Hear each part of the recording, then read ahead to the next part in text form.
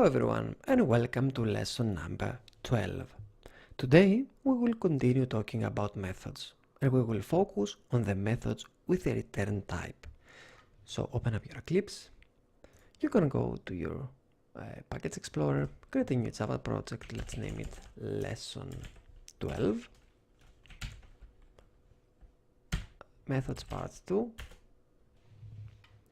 then you can close your other projects. You can go to the source of lesson 12, create a package, and then create your main class and your main method. So you can delete the comments. And like the previous time, you can also mark it up here if it helps you. Other methods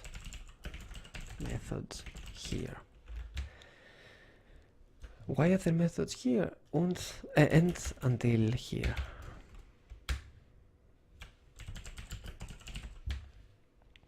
Why do we do that? Because your main method is here.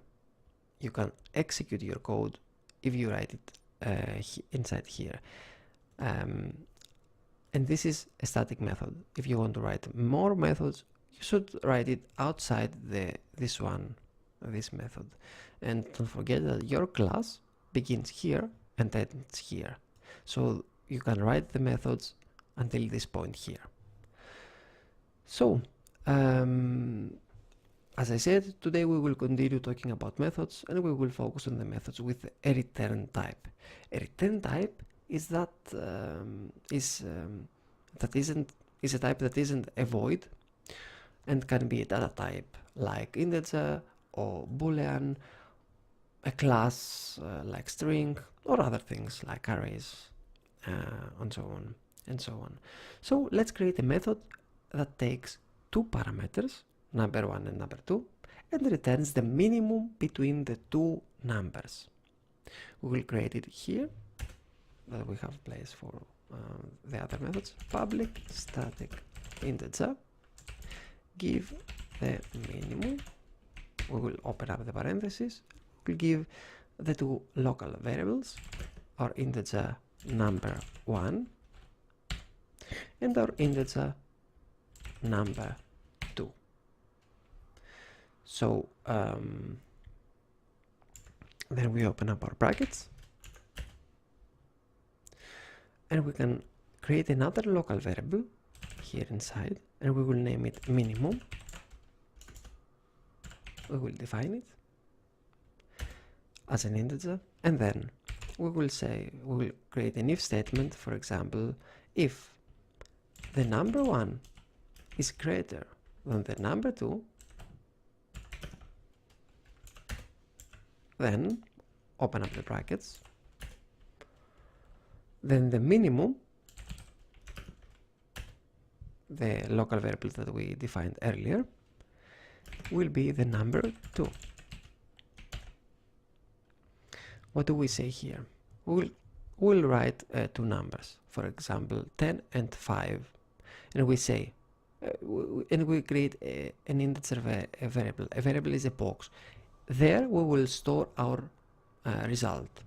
So when we say if the number 1, the 5, the 10 is greater than the number 2, than the 5, then our minimum, our box, will take the value of the number 2 because it is it is less than the number 1. Then we will say else. That means if the first thing that we said isn't true, then else we will open up our brackets. The minimum, our box, our variable, will take the value of number 1, because if the number 2 isn't the small one, the smaller number, which number is the smaller? Is the number 1. And now we can see that Eclipse gives us an error because we didn't give it a return value. So we will come here, and what should we return? We will return our box, the value that is stored in our box. And the solution And we can test it here above. We can say the name of our method, give the minimum, and you can see that we can write our numbers. For example, 20, and the number 2 will be 50.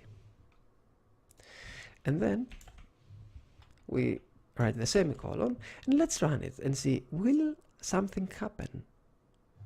No, nothing happens. Do you know why? Because this is only a method and we need something to print it out to the console, because this method returns something. But the console prints out something for us, and it has and it needs another method so that we can see it. You have guessed right. We need the method system.out.println, and here we can put our method. For example, give the minimum. We will set the 20 and the 50 that we wanted before, and if we press the run button now, we see our result. We say between 20 and 50, which is less, 20 or 50? And the compiler says 20. If we say, for example, between 400 and 2, which is the minimum? And we run it and we see the 2. So we have done it right. Another important thing before we close this video is that in programming, -1, -1 is used to indicate an error. So in a return method, we should always return a value. As you can see here, we return a value if this is true and also if this is false.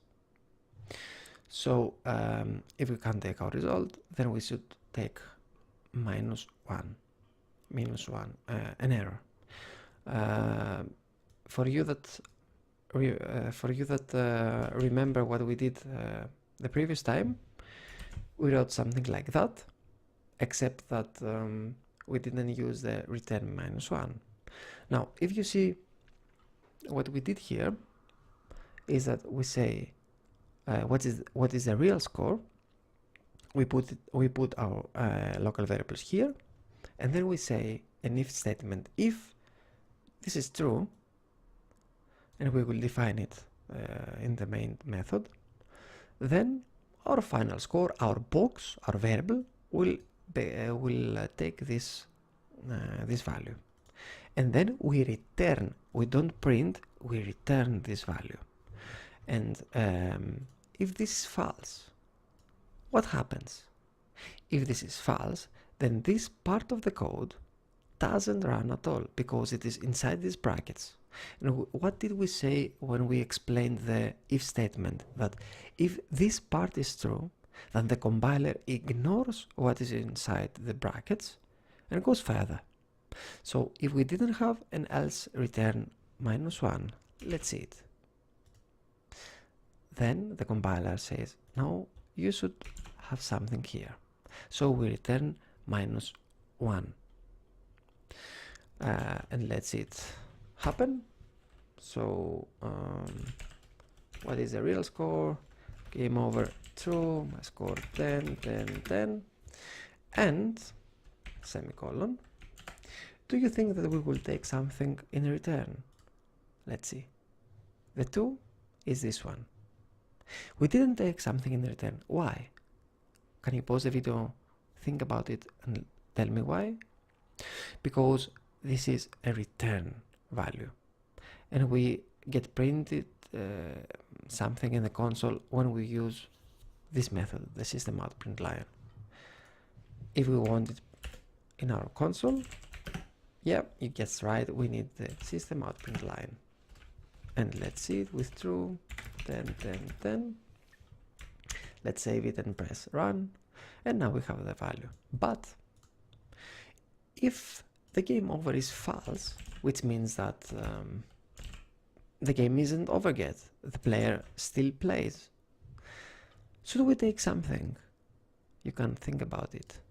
Let's run it. Yes, that's right. We did take -1. Maybe this doesn't make any sense to you right now. Why do we use this -1? But in later lessons you will completely understand why do we need it, and why it is really important to understand that if we want an error, then we will use this -1. So this was our lesson for today. I hope that you liked it as much as I did. I want you to study this lesson and the previous one for the methods, because you should really you should be able to solve problems using methods. And on the upcoming lessons we will talk about classes, and we will use methods inside classes, and you can see how can we use the methods and call them from this main method and our main class. It will be fun.